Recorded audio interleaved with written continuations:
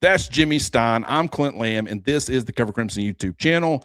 Jimmy talked about Alabama's offense going against Indiana's defense. Now it's time to talk about the other side of the football. Really interesting conversations happening there. Fernando Mendoza, really good quarterback, a couple of NFL caliber receivers, and Omar Cooper and Elijah Surratt. You've got Carter Smith is a potential. I mean, he could end up going as high. I mean, I don't think maybe he goes on day one, but I think day two, definitely a guy. I mean, very, very good player. I think they got dudes at a lot of positions. They got a pretty deep stable of running backs. Really, they have two main guys, but then they have a third that they rotate fairly consistently, and he's made an impact in some of these games. So really good across the board. But Alabama's defense is playing, in my opinion, at a near elite level, if not an elite level, especially as of late. Like the fact that they're ranked number 28 in run defense right now, despite the fact that, a month and a half ago, they were, due to all the explosives that they were allowing on the ground, it wasn't really a snap in, snap out basis, but Alabama was ranked way further down than that. So they've really climbed. I think that speaks a lot to the improvement that they've made. They've got guys healthy. Having LT Overton available is probably going to make a big impact. But what are some of your thoughts on Alabama's defense going against this Indiana offense that includes the reigning current Heisman Trophy winner and Fernando Mendoza? Yeah, Alabama will be one of the best defenses Indiana's faced. I'm not going to go so far as to say the best. Ohio State's awfully really good, but Alabama's going to be one of the best, along with Ohio State, Oregon, and Iowa. All three of those are really good defenses, and I'll point out that Indiana scored 13 against Ohio State, 20 against Iowa, and I think 30 against Oregon. And I'm not going to make excuses for Oregon. I think Oregon's a little better on defense later in the year than they were at the time they played Indiana. But I'll give Indiana the full credit for scoring 30. So 30, 20, 13 sounds to me like holding them, or in the low 20s is very possible if you're playing as well as Ohio State, Iowa, and Oregon did against these guys. I do think Indiana's defense and offense is about the same in terms of how effective both are. But the offense, as you point out, Clint, the offense has more dudes. They have dudes on offense. Fernando Mendoza is the most dude of them all. You're talking about a highly likely that when Mendoza's season ends, whether it ends Thursday or later, when football is played next fall, I think you're very likely to see him a Las Vegas Raider who are most likely picking number one. I mean, that's Mendoza. We're playing a Las Vegas Raider is sort of the way I look at it. Mendoza is really good. He's more efficient than anything. He's accurate. He makes good decisions. He protects the ball. He does exactly what his coaches want him to do. He's not going to put up PlayStation numbers, and certainly not against Alabama. But what he would like to do is be efficient. The other day, Drake May against the New York Jets on Sunday threw more touchdown passes than incompletions. That's a Mendoza-type thing to do. Now, I don't know that he'll be able to do that against Alabama. Heck, Alabama's defense might be better than the Jets. But Alabama, what they need to do to win the game is hold Indiana to the levels that the other elite defenses did. Hold them, play them like Iowa did, play them like Ohio State did, to some extent like Oregon did, though they did end up with 30 there. A lot of that was that game played out kind of funny. Pick six, by the way. Like they only scored 23 on offense. There you go. And I think that's the realistic total for Alabama in this game, is holding Indiana to the 20, 21, 23 max sort of, and that's in line with what others have done. Now, that said, that's more easier said than done. What stands out to me about Indiana's offense, Clint, and this is where I want to give them a lot of credit here, their balance is outstanding. That's hard to do in today's college football, but they run it really well and throw it very efficiently. They have two quality backs, him being black. Hey, it doesn't matter which one's out there. They're both a little different skill sets, but him being black are good players. The wide receivers are good. I'm talking about SEC level good. This is typical of what we see in the SEC. Two headliners, and Cooper, who made the best catch I've ever seen in my life to beat Penn State. And Surratt is an NFL player, probably a day two guy. But Becker and E.J. Williams are excellent depth in terms of, hey, don't take plays off because Becker and E.J. Williams are out there. They'll throw the ball to the tight end. The tight end's a legit threat to get open and catch the ball. They have maybe the best left tackle in college football. I agree with Clint that he's probably the best left tackle in college football, maybe not the NFL prospect that the Utah kid Fano is, or maybe even what Proctor is, maybe more of a day two guy for the NFL. But as a college football player, he may be the best left tackle in the sport. Pro Football Focus says he hadn't given up a sack all year. The other tackle, I think Benson or Benton, something like that. Benson. Yeah, he's good. This is a good offense. I said about Georgia going into Atlanta, Clint, that I think defending Georgia, even though Georgia doesn't make headlines on offense, but defending them is difficult because they do everything. Indiana's like that. They do everything. You've got to defend it all, and that makes them difficult. They're also physical, and they don't make mistakes and don't turn over the ball. If I'm Kane Womack, this is what I tell my guy. I challenge my guys to take away the football. They've only turned it over 8 times. And we've gotten to know Kane Womack good enough to know he is just beside himself. He is, that's been the focus for Alabama, taking away the football, because that will get them off their game. Yeah, and I want to correct myself too, because I remember there was a pick six in that game against Oregon, but actually it was Oregon. We were talking Oregon's about pick six. Yeah, we were talking about Indiana's offense and the fact they were the ones that threw the pick six. For some odd reason, that confused me. But that means that all 30 of their points were. It was 20-20 late. If I Yes, remember it was. right. Yes, it was 20-20 late. So they didn't come out of the gate scoring 30. It was 20-20 late in the game.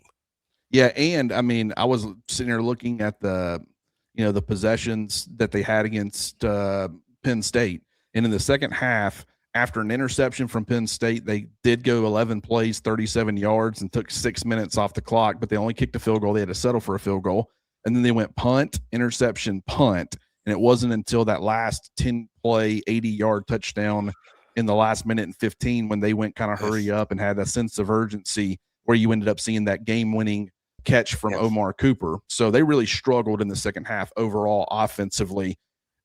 They will have spurts. And like you said, I mean, they scored 13 points against Ohio State. Like, I don't expect them to score 30 points. Oregon just gave up 500-plus yards of offense to James Madison.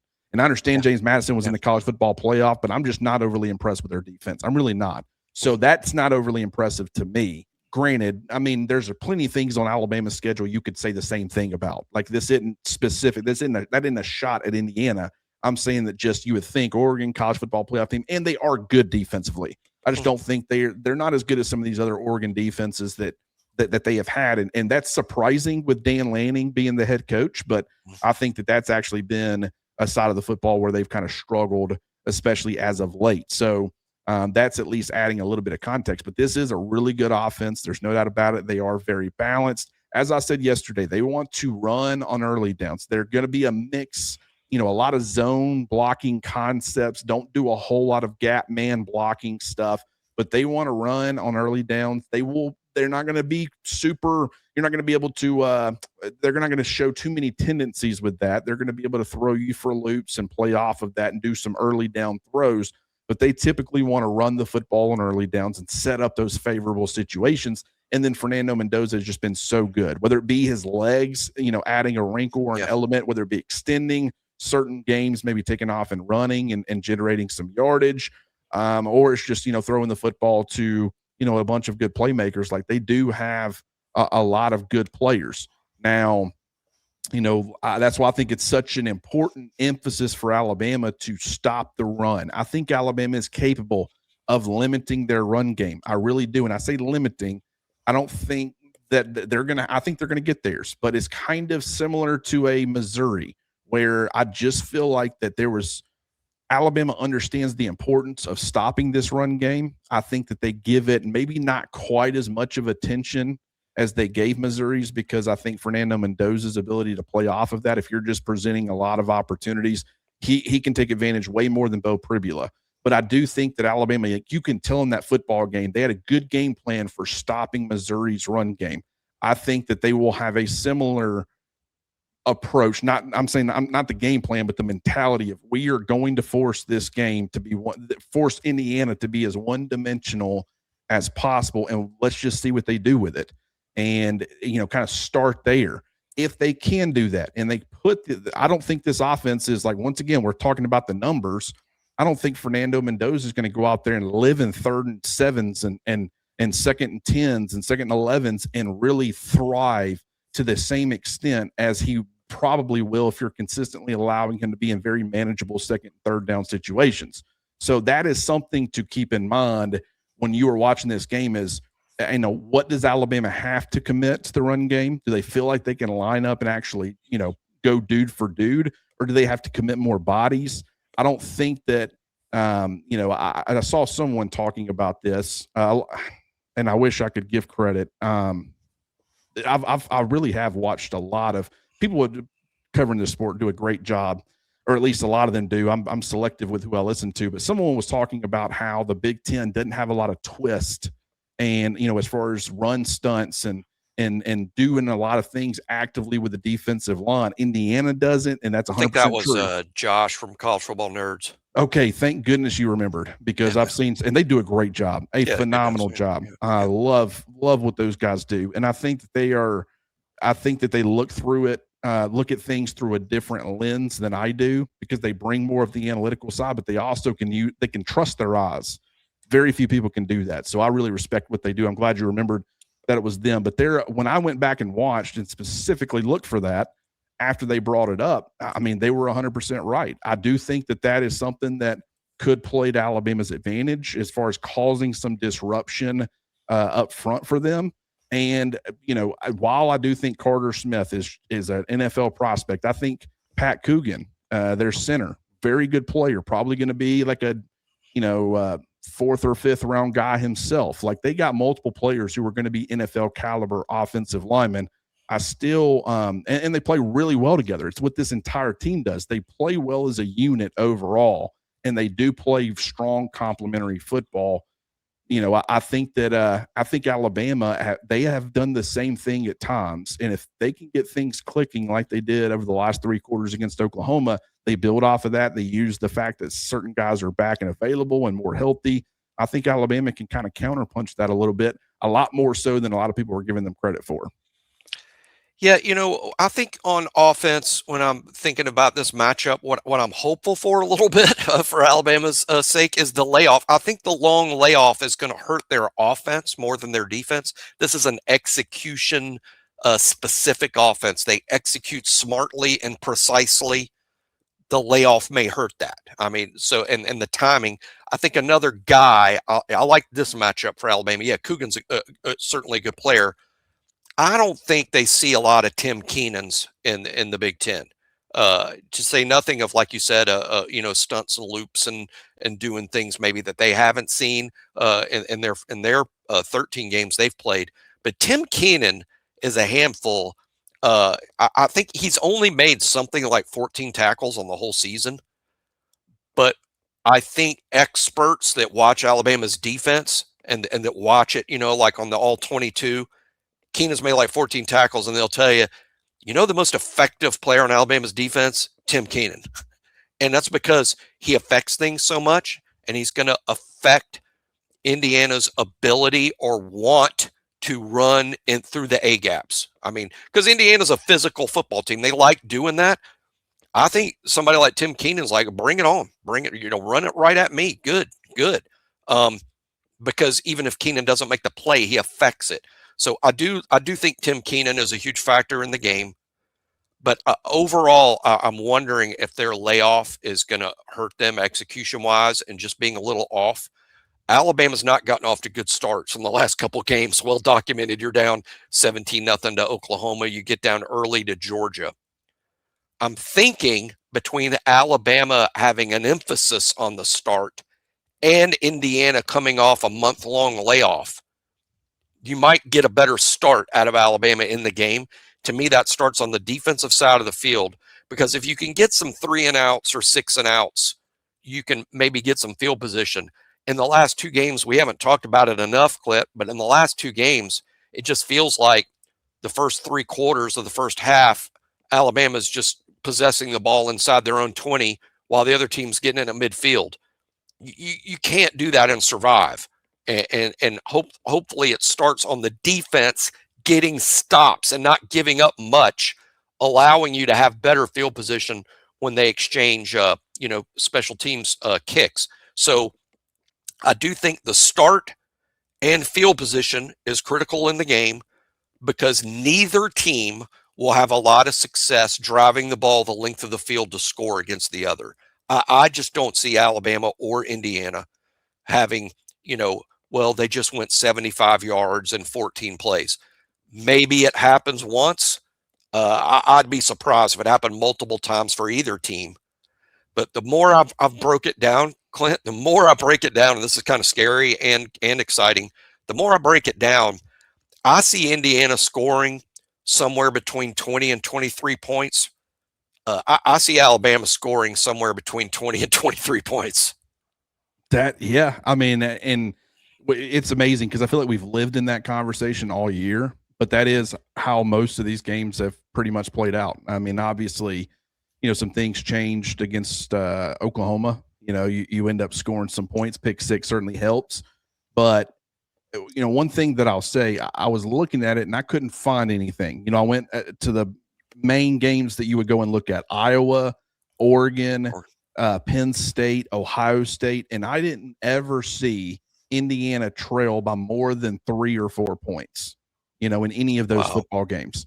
That is one that tells you a lot about Indiana. But two, you talk about the layoff, the fact that Alabama is really putting an emphasis on starting fast. If they can achieve that, then, and they can maybe, not saying they get up, a ton, but if they can get up where they score first possession, maybe hold them to a stop, maybe a big punt return, maybe a field. Like if you get up multiple scores, how does Indiana respond to that? Now, what I will say is just the mental toughness of Kurt Cignetti and what you would expect from his teams.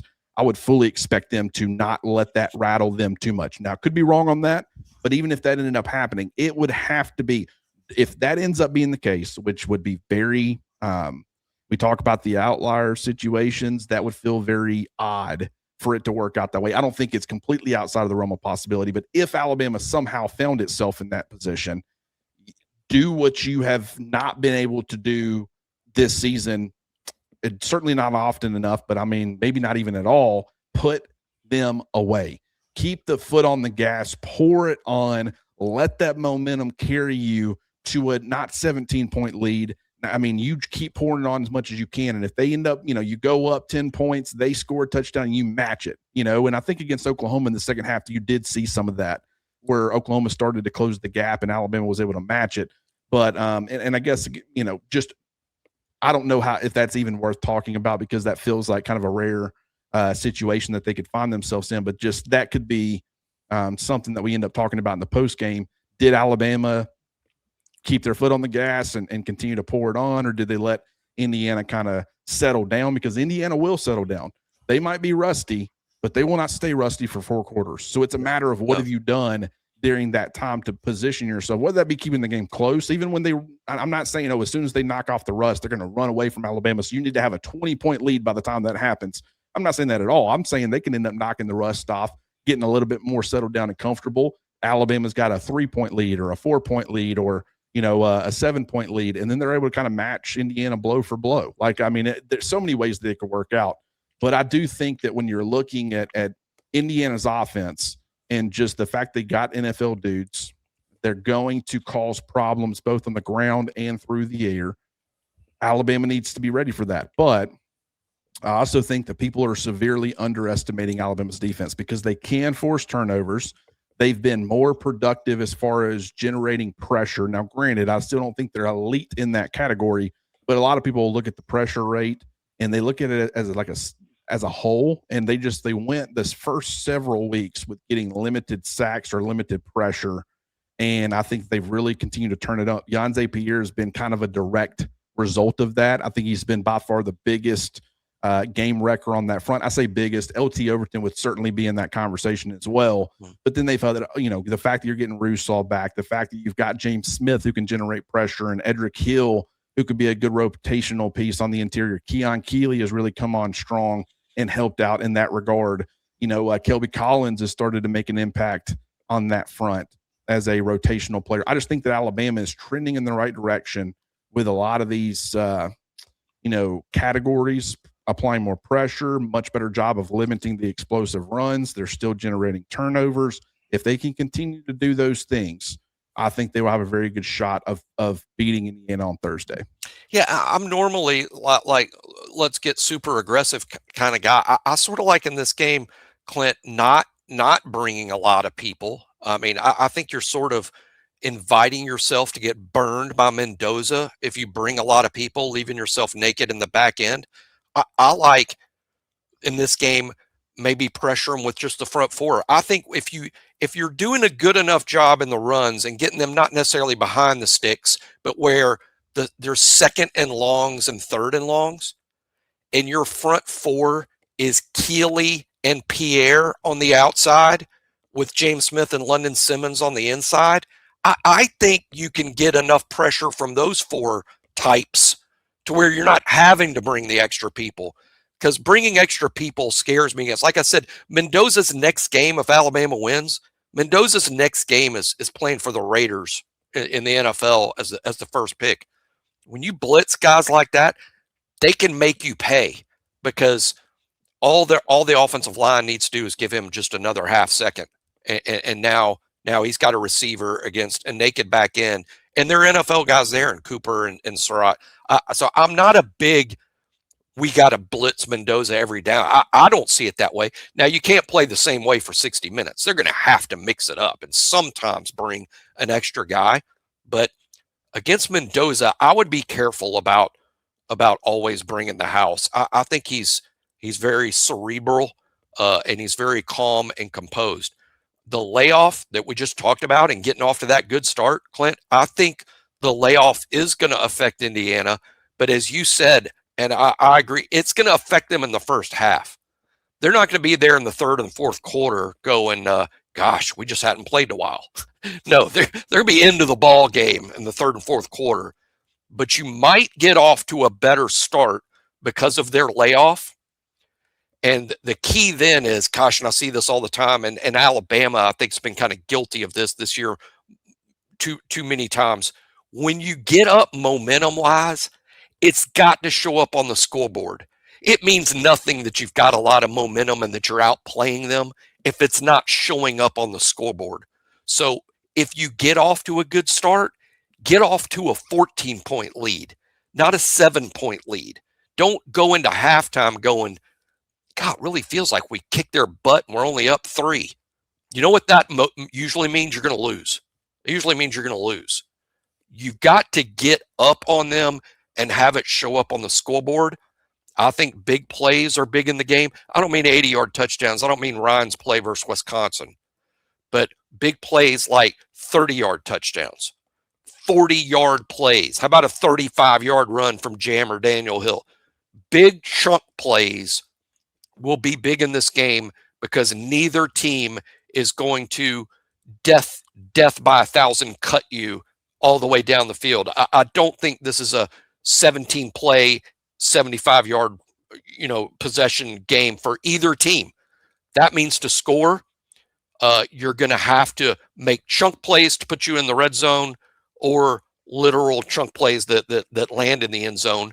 And I do think Alabama has more playmakers than Indiana because they really outside in terms of making a big play. It's Cooper or Surratt, but Alabama can do that with Germ. They can do it with Ryan. They can do it with Brooks. They can do it with Cuevas, even in terms of chunk plays. So I like Alabama getting off to a good start here. I think it's going to happen. They get off to a good start. You need to make sure that your good start results in a 2-score advantage minimum. Because ultimately, I do believe, Clint, this is going to be a tight game in the fourth quarter, and someone's going to win this game in the fourth quarter by 1 score. Yeah, and I think that even if if Alabama were to jump out to a 10 or 14-point lead or something like that, it could end up being a super tight game after that. It was Indiana was rusty, and then they match each other blow for blow, and it's like, man, if they wouldn't have gotten off to that really hot start, it would have played out exactly how he thought. But it was just tight after Alabama kind of jumped out on Indiana. Yeah. What I will say is go ahead. Well, I was just going to say, I can so easily see it playing out that because of the layoff, at one point, Alabama's up 20-7, and then you're down 21-20 in the fourth quarter. That doesn't mean that Alabama's not going to win the game, but I can sort of see that happening. Alabama races out at some point, early third. It's 20-7 Alabama. You're like, yeah, I feel pretty good about this. And here comes Fernando Mendoza and Indiana's execution and their patience. And then you look up and it's in the fourth quarter and it's 21-20 Indiana. And now it's up to Alabama to score at least once in the fourth quarter to win the game. Or, which I agree, that's certainly a possibility. Or it's Alabama gets up 10-0, and then from that point forward, every time Indiana scores, Alabama scores, and they match to a point where the Alabama ends up with a 10-point victory. But you can kind of directly go back and say it was the fact they jumped out by 10 because once that happened, they went blow for blow, and it would have been come down to the wire had Alabama not been able to match. So, you know, yeah. So, I mean, once again, we're sitting here talking like it's a guarantee, but I think there's logic behind it.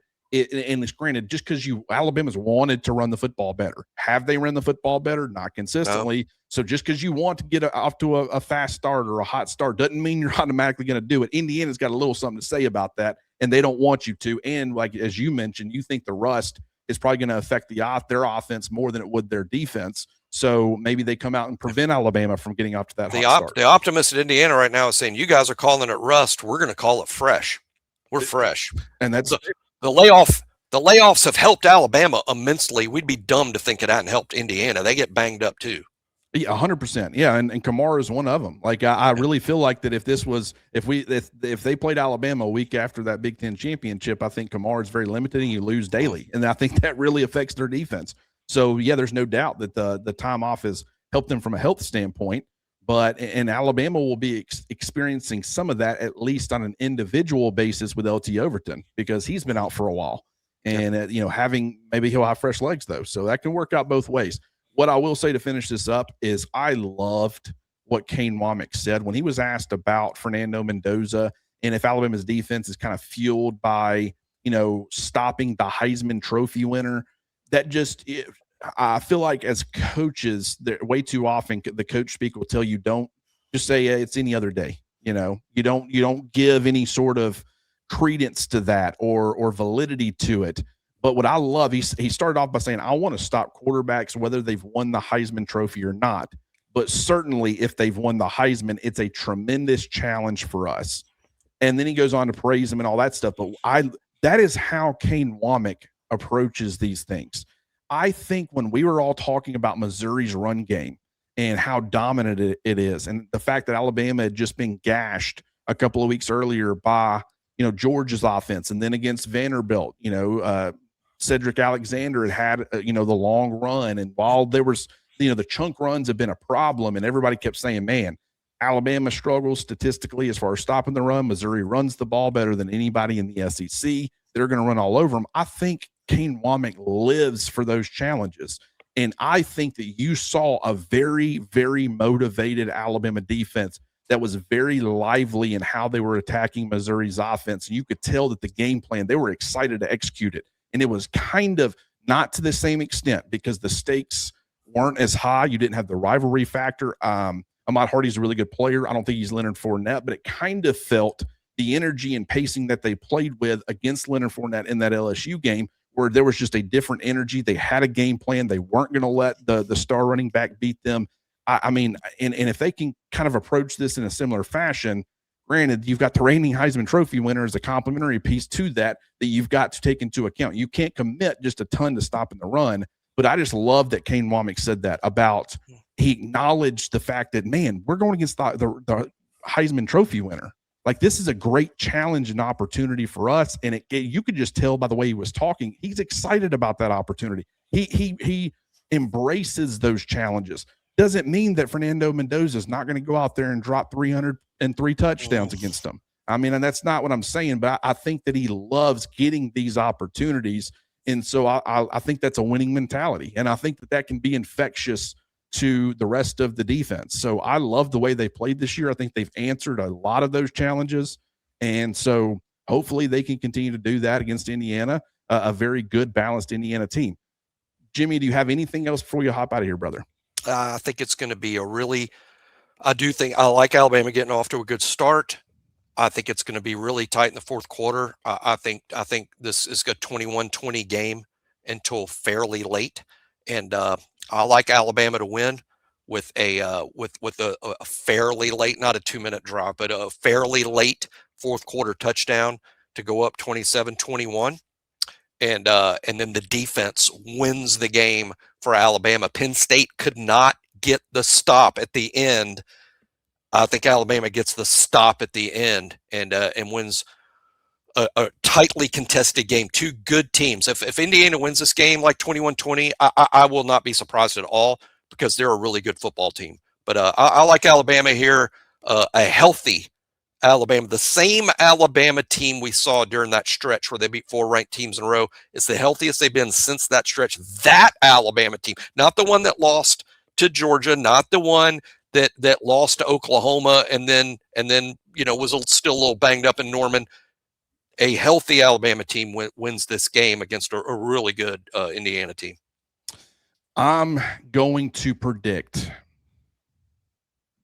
Man, this is going to really bite me. And I normally don't like doing this, but I'm going to do it. I think Alabama's winning 27-16 in the fourth quarter. Indiana scores a touchdown, makes it 23-24. Maybe they go for 2. Maybe it ends up being 22-27 final score. Or excuse me. Yeah, that would be 22. Because they have to go for 2 to try to get it to a field goal. They don't get it. I'm going to say somewhere between 27-23 or 27-22. But Alabama is actually, I think that you bring up an excellent point. I think that the running backs, Alabama's run game, maybe I'm wrong, and this is definitely getting clipped if I am wrong. I'll own that if I am. But I think Alabama's going to run the football more effectively than people think. And I think that that's going to make a big difference. I think that's going to open up some things for the passing game. Don't think they're going to just completely dice up this, Indiana defense. Yeah. But I think that they're going to have enough success, and I think early they're able to establish enough of a lead where they are able to, it's actually, a pretty respectable performance from Alabama from they're up 11 points, in the fourth quarter or whatever. They're up multiple scores, and then Indiana closes it, and then maybe Bama's got to get a first down at that point, and whether they're able to get it or Indiana gets the ball back, and now they have an opportunity to win, but the defense gets a stop one way or another. I just think that's how I'm going to predict it. That's very specific. There are a million ways this game could work out, so I should have just gone with a score prediction because then I can sit here and come back to this. If I end up being right with a score, I can always come back and say, man, I predicted the score right. And then someone's like, you predicted this to how it's going to play out. And this is Alabama scored it. They were down in the fourth quarter and they scored a touchdown to win. Don't even try to claim you had that score right. But that's what I'm doing. I kind of like it. Let's get a little bit more specific. It's been a fun conversation the last couple of weeks. I can't wait for the game. We're not done. We can still get the mailbag that's going to be coming out. But, Jimmy hopping on here with me and just hashing this stuff out multiple times, talking about Indiana. It's been a lot of fun. Appreciate everybody for tuning in, as always. This has been such a fun season, and I think it's going to continue, and I really hope that it continues. So either way, we'll be reacting next week, and hopefully we're talking about some good things. And really, you're not even going to have to wait till next week. You will for Jimmy and I, but obviously we'll be back on Thursday evening, and then Friday, and might just go ahead and carry everything with the transfer portal into the weekend and just keep on producing content. But either way, it's going to be a lot of fun. We appreciate everybody for tuning in.